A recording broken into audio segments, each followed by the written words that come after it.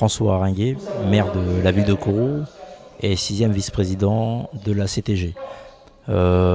Aujourd'hui, la rencontre d'aujourd'hui était vraiment la rencontre avec le monde socio-économique. La grosse question posée aujourd'hui, c'était beaucoup sur le tourisme, qui a été posée par l'ensemble, on peut dire à peu près l'ensemble donc, des intervenants. Et puis, il faut savoir aussi que je suis aussi président de la CCDS, la communauté de communes des Savanes. Et au sein de la CCDS, il y a des compétences qui font directement partie donc, des questions posées, tourisme, économique, social, bien entendu. Et puis, gros point que j'ai soulevé aussi, c'est l'accompagnement auprès des jeunes porteurs de projets. On va dire les petits porteurs de projets. On parle des grands projets structurants de la Guyane, mais je crois qu'il faut aussi penser à l'agriculteur de base, simple, qui a un projet, qui veut sortir son projet et qui a besoin d'accompagnement des collectivités. Et c'est là où, que ce soit la communauté de communes, la CTG, qu'on trouve des solutions beaucoup plus simples pour accompagner ces porteurs de projets. Certes, il faut une évolution, mais attention, comment ? Derrière cette évolution, quel est le devenir de la fiscalité ?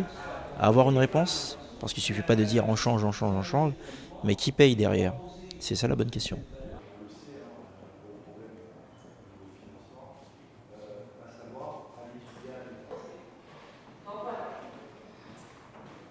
Je m'appelle Baounia Axiong, je suis porteuse de projet dans le secteur de l'agriculture, l'agroalimentaire et l'agrotransformation. Et aujourd'hui, nous sommes bloqués, parce que je parle de moi, mais je parle aussi de mes consoeurs et de mes confrères qui sont dans le même parcours. Nous sommes bloqués à certains dispositifs de financement pour pouvoir, nous déclarer, avoir un numéro de SIRET, ouvrir notre compte entreprise. Aujourd'hui, nous sommes bloqués, il n'y a plus de dispositifs qui sont actés et distribués.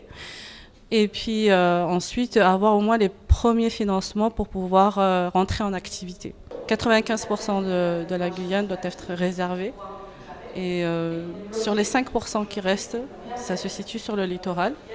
Et en fait, il y a 1% de ces 5% où en fait, on peut repérer des zones agricoles.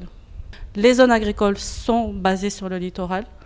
On peut les trouver, ils sont accessibles, ils sont disponibles, mais il n'y a pas de commission d'attribution foncière qui peuvent nous permettre d'avoir un avis favorable. Enfin, en tout cas, il y a très peu de commissions. On a traité du sujet de la jeunesse, qui est un point principal de la Guyane, parce qu'on a une démographie qui est en croissance.